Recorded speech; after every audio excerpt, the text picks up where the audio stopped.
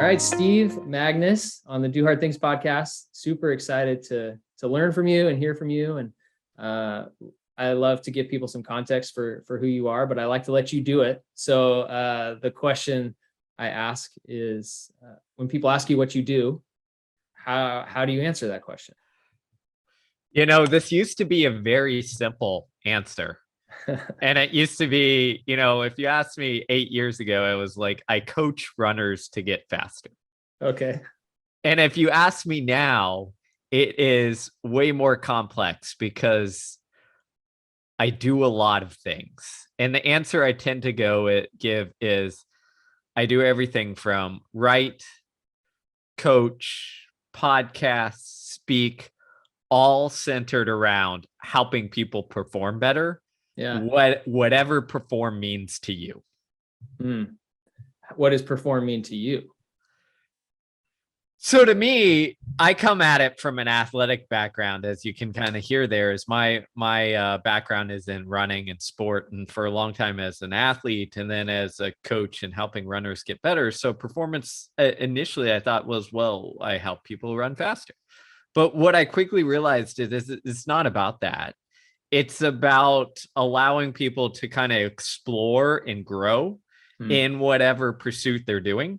So the same ideas that maybe, you know, I was wrestling with in coaching runners actually apply to, you know, if you're coaching another sport, or if you're teaching, or if you're parenting, or if you're leading a company. Like, there's so much resonation between it. So to me, performance is kind of performance. We're just applying it to these specific areas. Yeah. So, you know, to answer your questions, performance to me means like, well, in whatever pursuits you're interested in and passionate about, it's how do I do them better, but also use them as avenues for, like, you know, exploration and learning a little bit about myself and what's important to me and how to get through difficult or challenging times. Yeah. So there's an element of like self-development, internal performance, but then it sounds like there's also an element of external, what is being asked of me in a given circumstance or situation. Yeah, exactly. It's kind of marrying those together, because I think what we often see is, you know, we have such a focus in society as like external performance, which is fine. I mean, it's going to matter if I'm running a track race, like everybody's going to know if I win or lose, or how fast I ran around, you know, the couple laps or what have you. And that's fine. Like, that can matter. But I think at the same point, we undervalue or underemphasize that internal metric. So I'm just trying to bring those two probably in better alignment. Yeah. And when you look back, you know, 8 years ago, you said the answer is totally different. Did you see this coming, that this would be your answer now, and what you were going to be doing, and how has that evolved to where you are now? Yeah, I don't think so. You know, if you know, I maybe to give the listeners context, I mean, growing up, I was a very good runner. I ran in high school. I was the fastest high school miler in the country my senior year. I ran a mile in just a shade over 4 minutes, 4 minutes and 1 second. So running was my life. Yeah. Like, you know, I tell people, although I love, you know, learning and reading and all that stuff now, high school Steve was just like, let me stay eligible so I can run in the track and cross country meets, and go to college so I can keep running, and, you know, I'll worry about the rest later. So very kind of, again, athletic focused. And that changed a little bit. But even when I got into, okay, my own running career is done, what do I want to do? Well, I want to help runners, so let's coach them. And even early on, it was through that lens of, well, running fast matters a lot. So if, again, you asked me 8 or 10 years ago, would I see myself taking like this path? Probably not. You know, if you would have told me that, I'd be like, do you know who you're talking to? Like, this is like running fast and around circles is all that matters. Right. So, you know, I think there's a little lesson and maybe humility in that, is that we like to think that we're like hard and fast. This is who I am. This is what matters. But we grow and develop as people, and you never know what you're going to encounter that might shift your viewpoints, or, you know, or what what way your path is going to take you. Yeah. And I was going to ask, you said encounter that might shift. I was going to ask you if there were any, maybe I'll use the word encounters, or like pivot points that you can look back on and go, that moment or that thing I heard, that took me on this trajectory, or that really changed the way I approached coaching, or whatever it is. Yeah, I think a lot of it is twofold. Is one is maybe a little bit of wisdom and experience you get as your age that you don't have when you're young. Yeah. Meaning like you start to see things through a different lens and maybe have a little bit more perspective on what actually matters. And then second, in terms of specific situations, I think what really kind of shaped me on this broader view is I went through this really tough period of my life where the long story short, I've told this publicly in other spaces for a long place, so you can Google it. But I was part of I was a whistleblower on a anti-doping case in sport. And what essentially happened is I witnessed some things that at a high level cross some anti-doping, basically ethical boundaries in high level sport. And, eventually I came forward and said like, hey, here's what I witnessed to the authorities in sport, do whatever you want. And that took like 9 years of my life, where I had to sit there and, go through arbitrations and give evidence and all this crazy stuff. And I think going through something like that really kind of shifts your perspective, because you're like, well, here I'm reporting or whistleblowing on this kind of experience I had that was like so down the rabbit hole of obsessed with performance to the nth degree and not seeing anything else. And because of that, like athletes were kind of put in harm's way or pushed to do things that they probably weren't comfortable with if you could step back and give them some perspective. Right. But because of the culture, they kind of had to go down that route. So having gone through that, it really kind of shifted my perspective of like, well, what kind of coaching or legacy or message do I want to send if I've seen like the extreme negative end of this? So I'd say that was a big impact in that. Yeah. No kidding. And you use the phrase, you just, as you get older, what matters. If you're speaking to somebody younger, maybe it's a runner, but somebody aspirational in performance, or maybe it's your kids. I don't know how old your kids are, but like what matters? What's the wisdom that you've gleaned when you think about that phrase? Because everybody's going to define that differently, but you're right. As people live longer, they just have the ability to recognize more clearly what does matter. And I'd be curious how you'd answer that. Yeah, I mean, I think again, early on, we're kind of distracted by what I'd call shiny objects. Yeah. And the shiny objects, accolades, the achievements that we think matter, I think really don't that much, right? What really matters are kind of the foundational things that lead to, a healthy, happy, fulfilled, content life, which are often, I'm not going to call them boring, but they kind of are.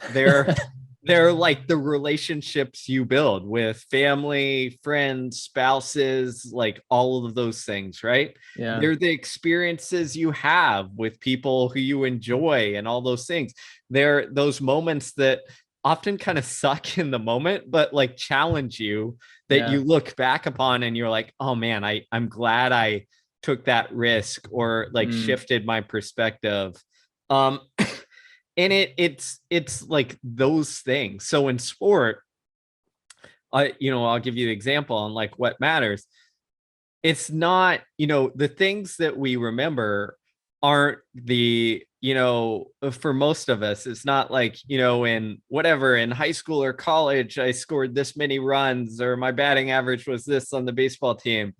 We remember those moments where it's like, yeah, remember when we came together as a team and like knocked off, the team that was favored or whatever, upset them.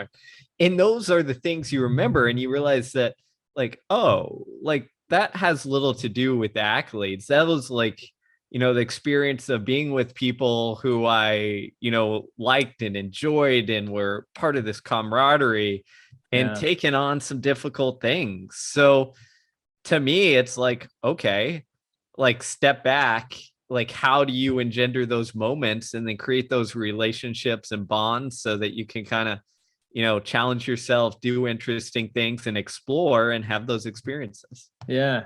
And I would imagine in the pursuits that you've had as a runner specifically, like that's a really individualistic sport or activity compared to, some of the more common team sports.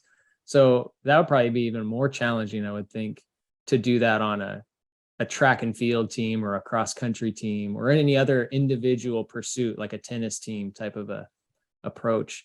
Do you have any tips or tricks for the individual pursuit, attaching it to what matters with the relationship? Yeah, exactly. Yeah, absolutely. So I think this is an interesting and important one.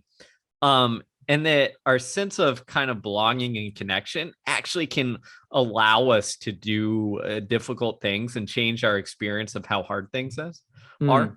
So there's some wonderful research that shows, they took a bunch of, I think in one study, they took a bunch of cross-country runners, they stuck them at the bottom of the hill, right? Okay. And if they stuck them at the bottom of the hill and it was them alone, they would ask them, how steep is this hill? Do you want to run up it? All that stuff.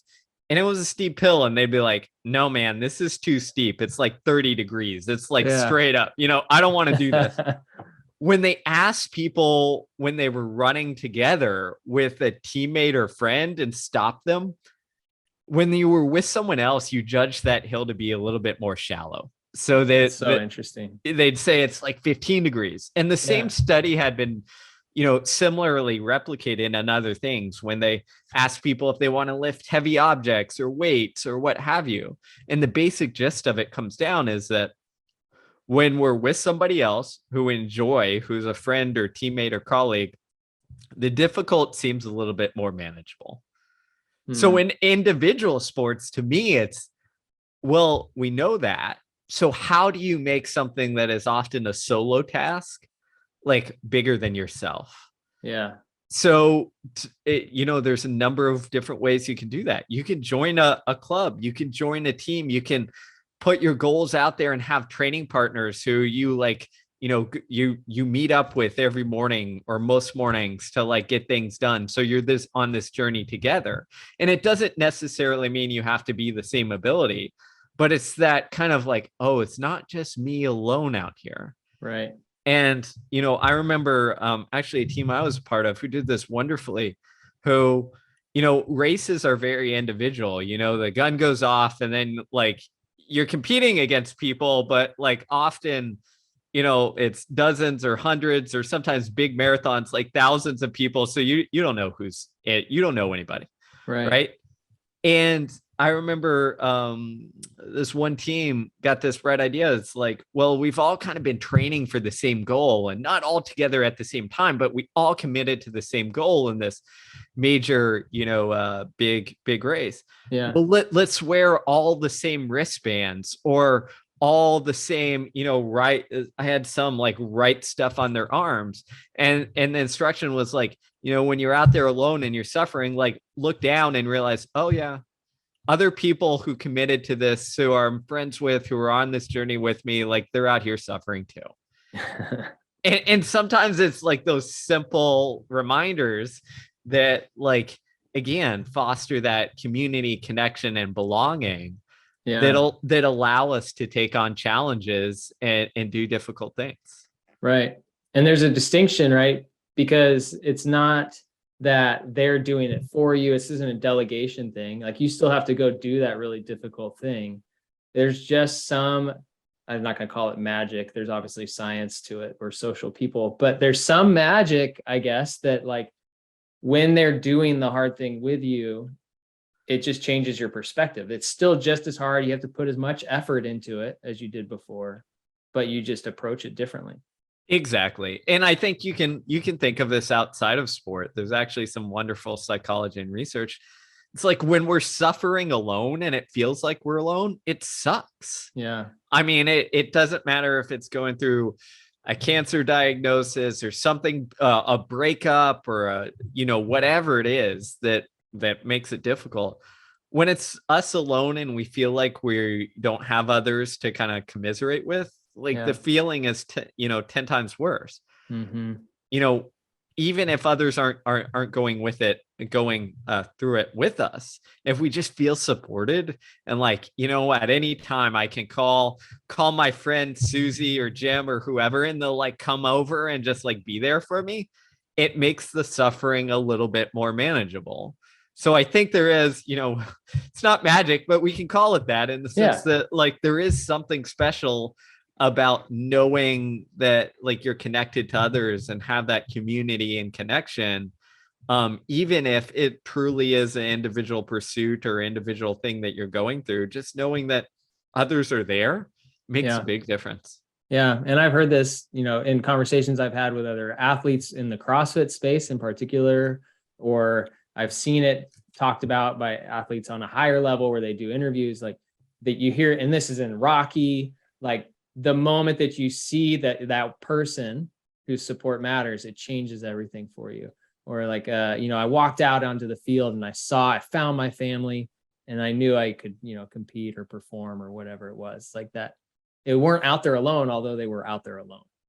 Yeah. I mean, you're spot on. And there's a reason that kind of resonates, because it works. Like you mentioned it, we're social creatures. Like that's just kind of part of us. So if we can craft and create that in however manner that you see fit for your endeavors, then we're gonna be able to handle those challenges and have those moments where it's like, oh yeah, it's not just me alone on this field or doing this thing.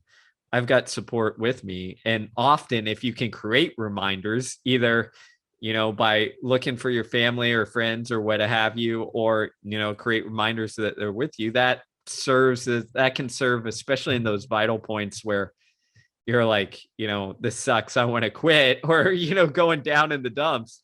Like that can be the thing that often can drag you out of it and get you back on track. Yeah. And that's the hope of this effort with the podcast, is like, this could be that one, somebody else has been on this road before me, I can keep going. I'm not alone. Even if they don't know that person, you have this connection all of a sudden that the thing I'm enduring is not a new road for humanity. Like somebody has made it through this before. I can do the same thing. Which I don't know. It's just an encouragement for me that this is worth doing, studies. I love it, because it is. And, one of the things that we know is that stress tends to narrow us. So when we're really stressed because the thing is really difficult, often what that does is narrow us to only see like the negative thing right in front of us. Where it's like, how am I going to get through this? Yeah. But even if it's, as you said, someone you don't know, but you can kind of resonate with that story where you hear people and you say, oh man, that person's been through this. Like I can go through this, other people have gone through this. It kind of normalizes it. And it gives you, I think, like, I'll call it a potential future path. We're often stressed and going through challenging times. Like it feels like there's no path forward. But when you hear about some other person, you're like, oh, there's a path forward. There is a other side of this. There is a way to, get on the other side of whatever it is I'm going through, because others have gone through it. Yeah. Yeah. Oh, it's really good. Thanks for encouraging. We could be done right now, Steve. This is so valuable. I want to talk a little bit about, like, you're an author and you wrote a book called Do Hard Things. It talks about resilience and toughness. And I'm curious why you decided to call it that, first of all. But then two, why you choose to write on that topic, because you could probably choose to write on a lot of different things. Yeah. So to answer your first question, why that title? So titles are my least favorite thing about writing books because they matter a lot. Oh yeah. And when you're just sitting down, it's like horrible to come up with them. So I with my publisher, I probably went through, I don't know, 50, 100 iterations of titles. but do hard things stuck because of a simple reason. My wife is a elementary school teacher, and during the pandemic, like at the beginning, for part of it, like she had to teach virtually. Yeah. Right. So we're in the same house. I'm listening to her try to teach, teach 6-year-olds online, which was a disaster, but Oh, totally. whatever. And I'd hear her, out of the, while I'm writing or whatever, I'd hear her out of the corner of my, ear and what she said to kids. And whenever a kid would say, oh, like this worksheet is too hard, or this, I can't do this, whatever, she would just keep replying. She'd be like, Susie, like you can do hard things. And that just kind of stuck there, where it's like, oh, that's kind of the message that I want to send here, which is like, embrace the challenge because you're capable of it. Yeah. And even if you don't quote unquote win at your hard thing, like going through that journey is gonna, elicit an opportunity for growth. Yeah. So, that first answer is simple. It came from my wife and hearing that. Talking to 6-year-olds. That's right. 6-year-olds are the key. And then the second part is, well, why a book on this? We write the books that we kind of struggle with ourselves. So for me, this has been a topic that I've kind of struggled with and gone back and forth on for a long time, going back to my athletic days, because what is running except being alone in your head, feeling a bunch of discomfort and like navigating those voices in your head that tell you to slow down, quit, like find a hole to step in or what have you. Right. So you're on this kind of like battle between that angel and devil on your shoulder of like, keep going and to the challenge, or like, quit, escape. Yeah. And I think in my own life since then, I've realized that like, well, that doesn't apply just to running. That applies to physical, psychological, mental pursuits that we take on, as we all face those moments where it's like, do I really want to step on stage? Do I really want to take this risk? Do I really want to like put myself out there and expose myself to potential like failure or not being good enough or whatever have you? So it's just a topic I've thought a lot about for a while. So I said, let's explore it. So how long ago did you, I mean, obviously you weren't writing the pages, but did you start writing the book? If you want to talk about it that way. Oh man, that's a good question. I think officially I would say the idea. So here's how I work is I tend to like just think about a lot of stuff, research about a lot of stuff. And then at some point it's like, hey, this might turn into something. And I just get a notebook and I start just collecting ideas and interviews and research and all that stuff. And for this book, I think that notebook started sometime in 2017. Okay. A while ago. Yeah. Where it's just, again, it's, you just started and I'm like, I don't know if this is a book. I don't know what this is, but there's enough percolating here where I'm just like, I want to explore it. Yeah. And that's how it kind of starts until you spend enough time there where you're like, okay, this is something. I want to flesh this out. I want to really explore this. And I think officially, gosh, maybe in 2019, late 2019 is where I was like, okay, I can turn this into a book and like, let's talk to publishers and all that good stuff. Yeah. Wow. Okay. So you were stewing on it for a while and you've been living it for even longer. When you think about the book, because, it's kind of, at least what's out there, in summary of it, or when you talk about it, it's based around these 4 pillars. But is there a message, like the take home message that you want people to hear when they're done reading the book? This is the thing that I hope is different in their life. Yeah, that's a great question. So I would say it's kind of twofold. Is the take home is this: I want people to embrace discomfort, whatever discomfort means to them. Yeah. It could mean stress, anxiety, whatever it is. I want them, and then I want them to rethink how they like navigate that or handle that, which is to go away from, well, I'm going to embrace discomfort and just try and bulldoze through things, to I'm going to kind of sit with discomfort and figure out how to navigate it, which means take the right tool for whatever I'm facing, which sometimes could mean like putting my head down and just going through it. But it also could mean, you know what, I need to like zoom out, get some perspective, just sit with this for a moment and like not make the rash decision and think about it. So that I'm trying, I guess, long story short, is I want to give people like some nuance around this kind of, you know, how to be tough and resilience, where I think often the story we tell publicly is like very simplistic. So, you know, expand your toolkit is essentially it. Yeah.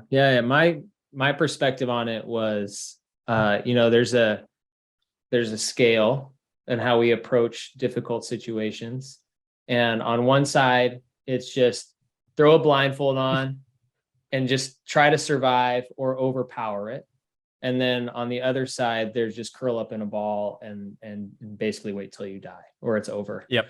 And I think what you're trying to do is move people from both ends of the spectrum to this middle that's really aware of how difficult the situation is, that makes you want to curl up in a ball, but also knows that you have some strength and power to respond to it in the right way, and kind of just move people into this middle ground that is on the spectrum still, but isn't in the extremes. I love that. I'm going to borrow that from now on. I think you summarized things better than I did, but I would agree completely, because like, you know, like many things in life, what happens is we get to the extremes, which sometimes can quote unquote work. But what happens is we get to if we go to one extreme, either of those that you said there, what happens is if it doesn't work in our situation or it doesn't fit the thing that we're doing, then often we're just left like, well, I tried to, you know, blindfold myself and push through it and that didn't work. So I must go from like 0 to or 100 to 0 now. I have no other options here. And that's kind of where I saw people. So I think you're spot on, is how do we get to that middle ground? Yeah. Pendulum just swings from one end to the other, back and forth. Exactly. And both crippling, you know, in different ways.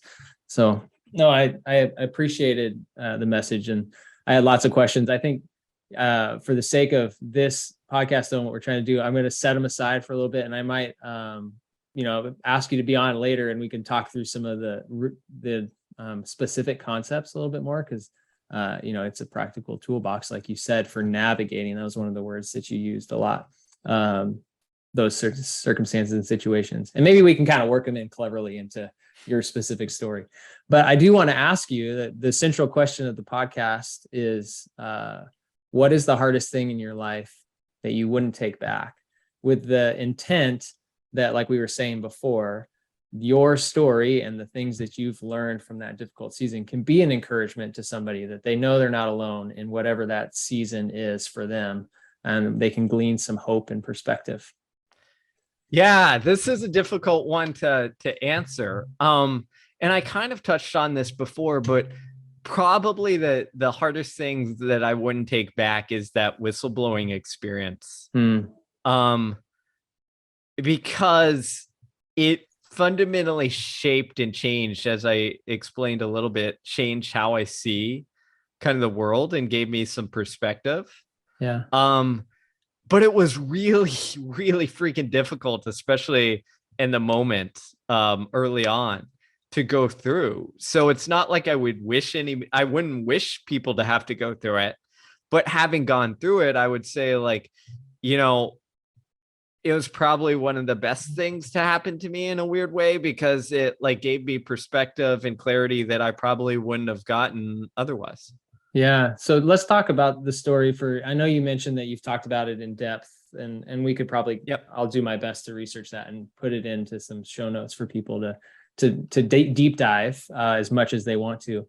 But I'm curious, you know, moment you saw that happening, it probably resonated with your conscience as like, oh, I'm seeing something that's not okay. And then from that moment, like take me from that moment of this isn't right.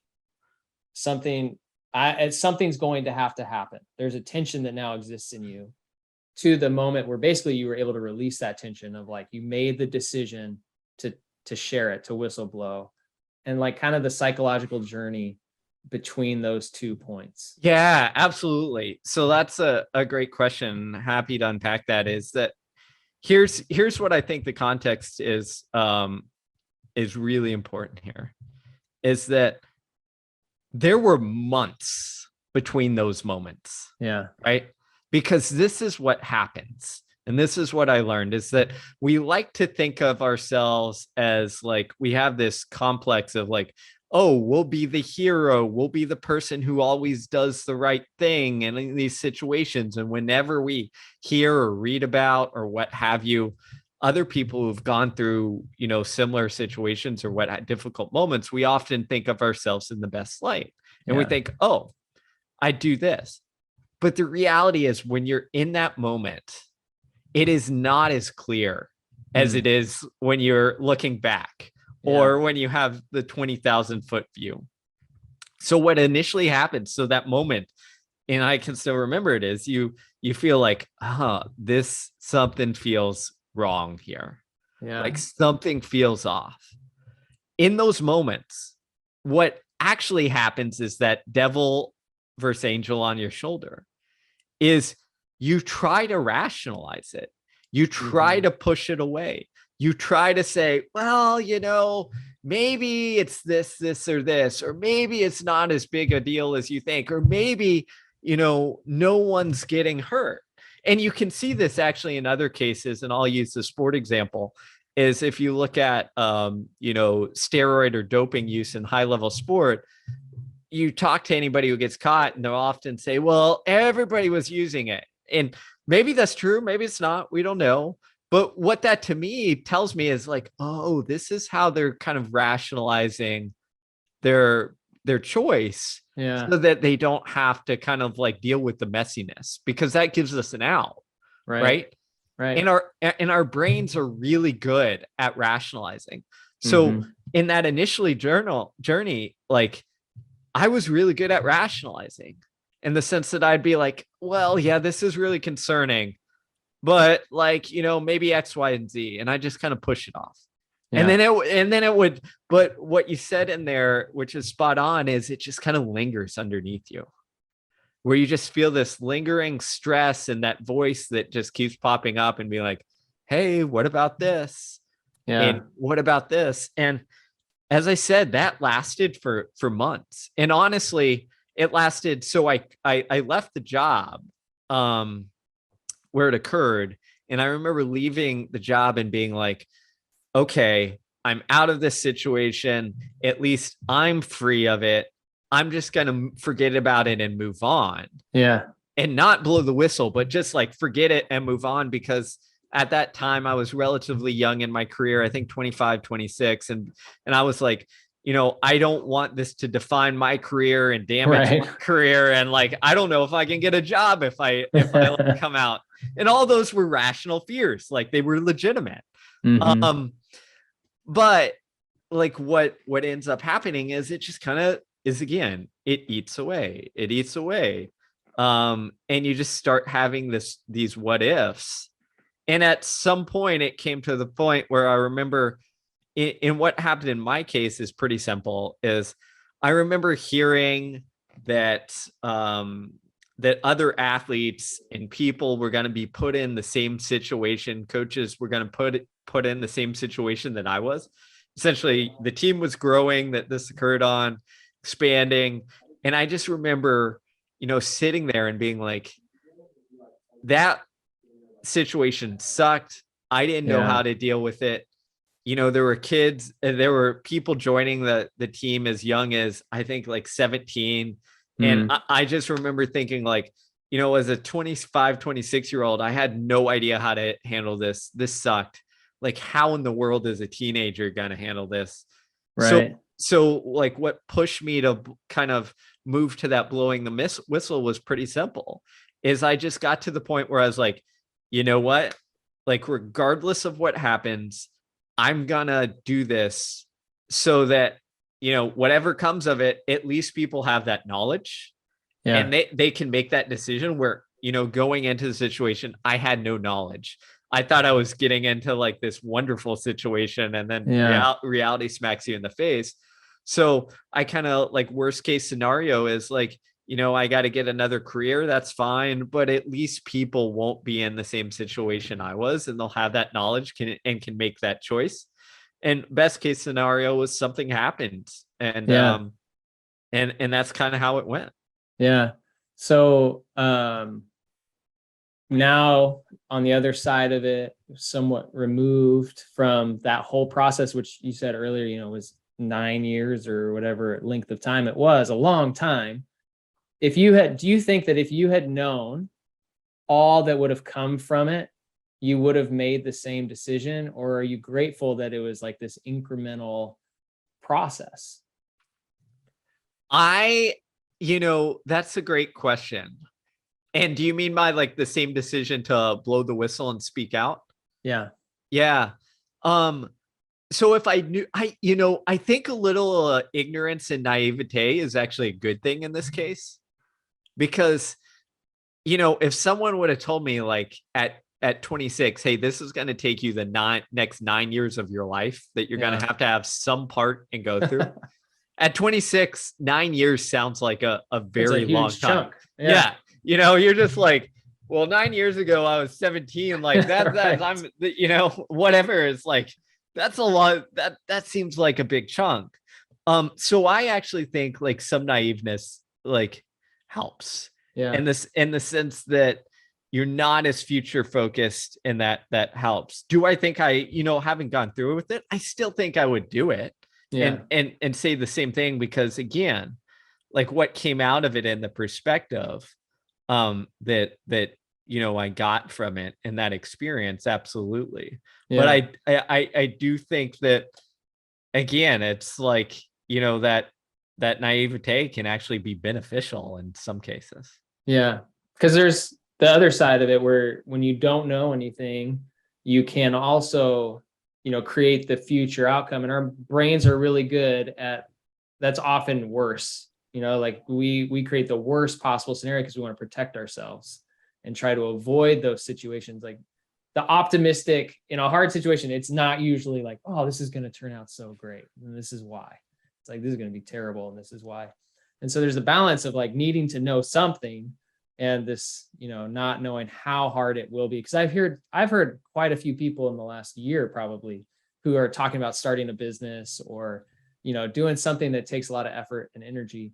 And they're going, if 10 years ago me had known all that it was going to require, I wouldn't have done it.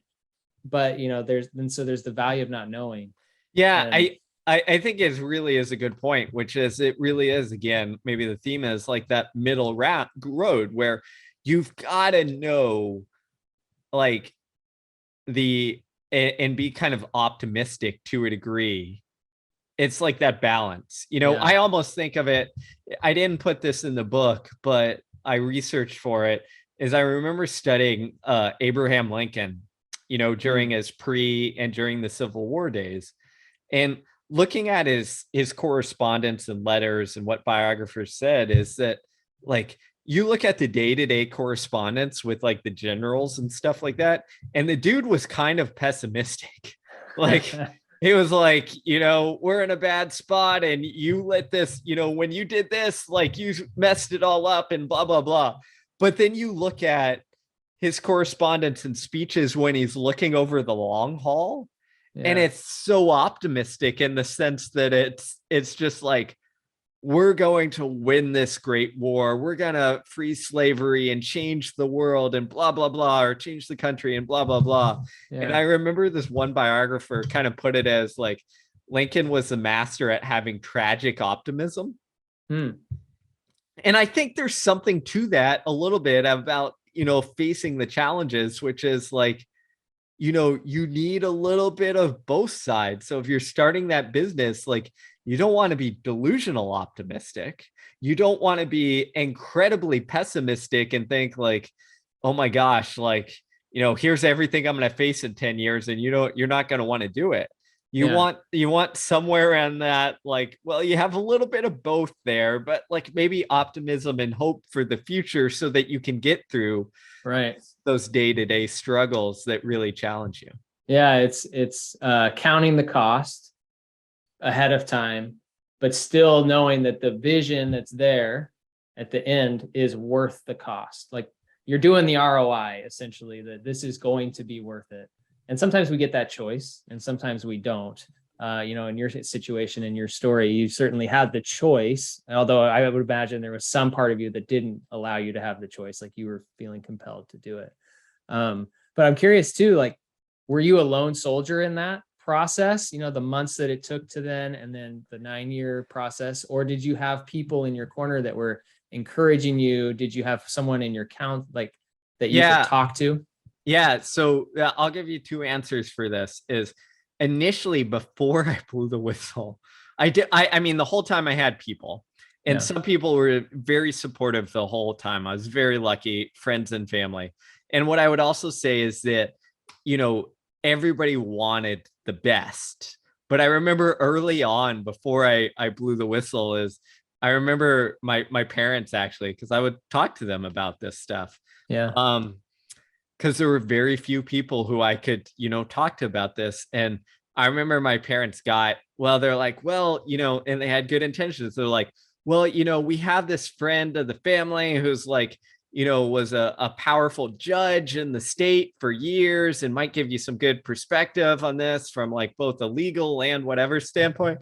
Yeah. And which was great. I'm thinking, great, someone wise. And I talked to this, again, well-intentioned, well-meaning judge, and he's like, it's probably the right thing to blow the whistle, but man, I wouldn't do it. Oh my gosh. And it's just like, I've just been in so many like whistleblowing cases and all this stuff. And man, do they suck. Yeah. And I just remember, I'm like, well, I appreciate the honesty, but so you'd get cases and counsel like that, which were kind of confusing and hard to Yeah, no kidding. hard to balance. But I guess the long answer to your thing is like, I was very fortunate to have a very close group of friends and family who got it and supported me through that. Yeah. And actually in the, some of the friends in the sport that it was involved in, which is running and track and field, meant the most because like, in that sport, it was like, well, at some point, especially when it became public, it was like, well, I can either side with Steve or I can like stay quiet or side with like the big company and like organization or what have you. Right. So it was like David versus Goliath. So I really appreciated the people who really publicly and more so privately, like, were in my corner in the sport, because they also kind of had something to lose by, just being like, okay, well, I support Steve and everything he's saying and doing and all that good stuff. So that support is vital. Like if you do it alone, you'll drive yourself nuts. And Right. I understand the temptation. Like I'm a person who kind of has that temptation to just like, okay, I'm just going to handle it and not put that burden on anybody else. But if you do try to do that, it will eat at you and just, cause you to be miserable. Yeah. And that's kind of the through line so far in this conversation of your advice is don't do it alone. Like, don't do it alone. Sounds like, from your own experience, you needed that. You were talking about that earlier, those studies, and the hill looks a lot steeper when you're by yourself and you won't even get started. But do you have other advice for people that are in the middle of their own hard season that maybe it's totally different? Maybe they're wrestling with the loss of a family member, or they just got laid off at work, or who knows the situation. It's relative to every person's story. But what advice would you give somebody in the middle of a difficult season? Yeah. So I think there's, besides belonging and connection and all that community, I think there's a couple things that are really important. And one of those is creating perspective, I think, is like find ways, because as I said, stress tends to narrow us. Yeah. Find ways to get perspective on like your life and what you're going through, so that yes, it feels difficult. Yes, it is like harrowing and all that stuff. But if you could zoom out, you realize, either through this podcast that lots of other people have gone through it, or you zoom out and you say, you know what, in 10 years, I'm going to look back and yeah, it's going to be a difficult experience, but I'm going to have all these other things that are important in my life. Yeah. So I think that perspective is important.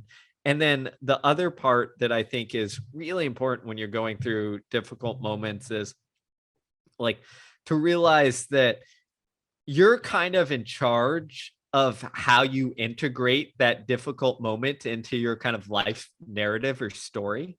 Yeah. And you get to create that narrative or that story, not anybody else.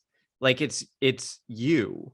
And if you look at, for instance, I remember in researching the book is you look at looking at those who went through harrowing things like the Holocaust.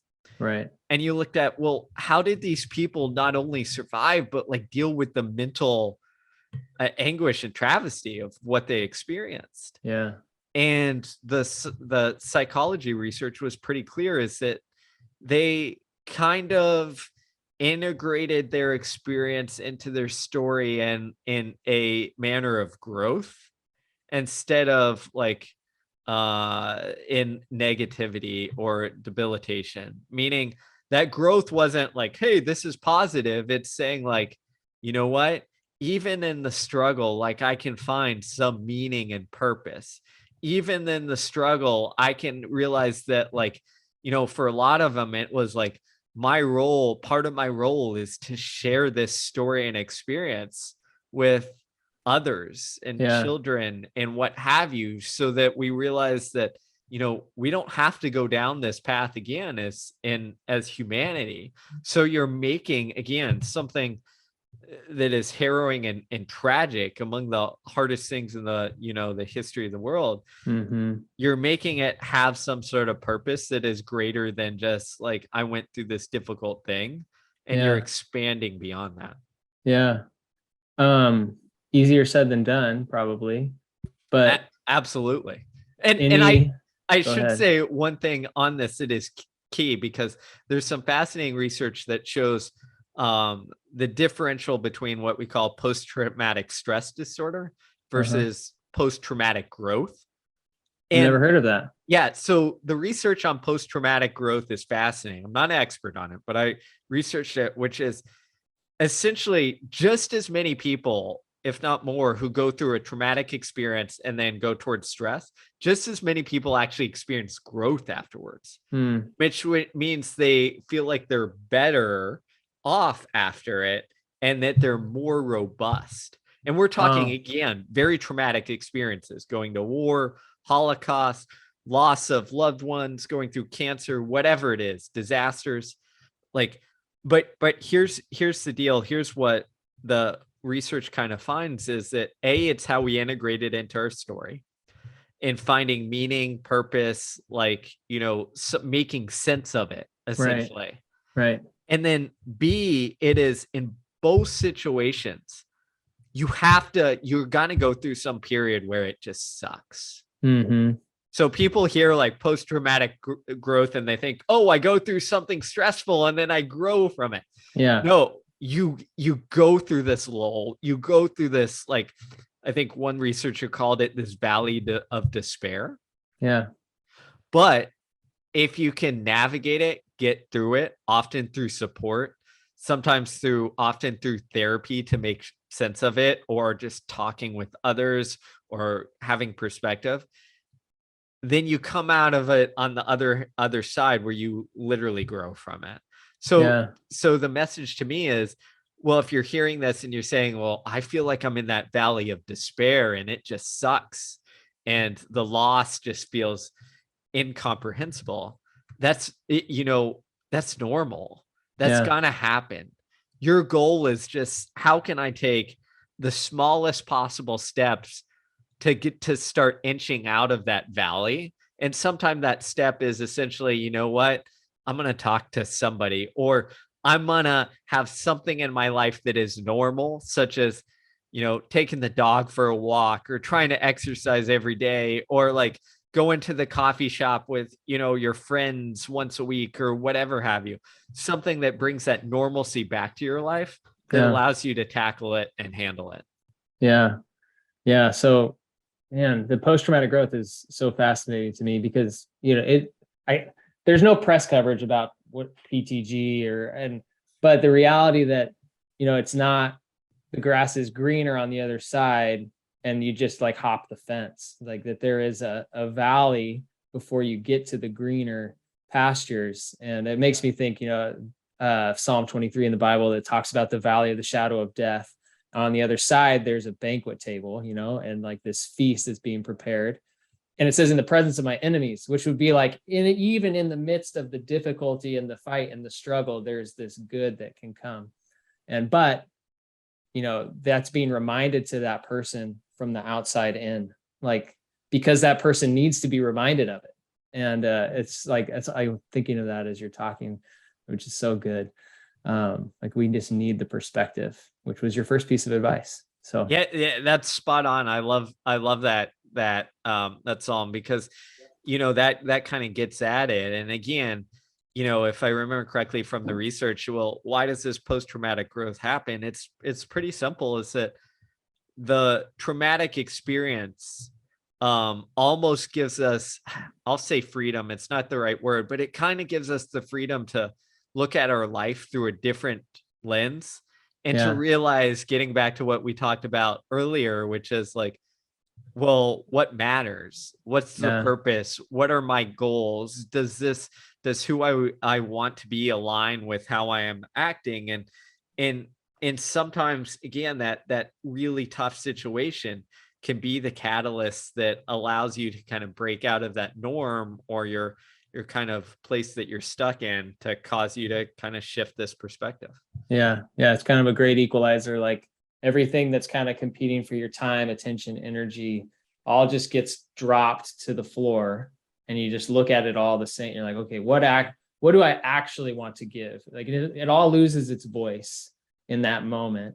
And you get to assign some kind of voice to it at that point. Like you have that power and control to what you're talking about with the story, which I don't know. I've never thought of that as like a visual, but that actually is really encouraging to think about too. Like they all have their voice and they lose it in the difficult season, and you get to put voice back into things.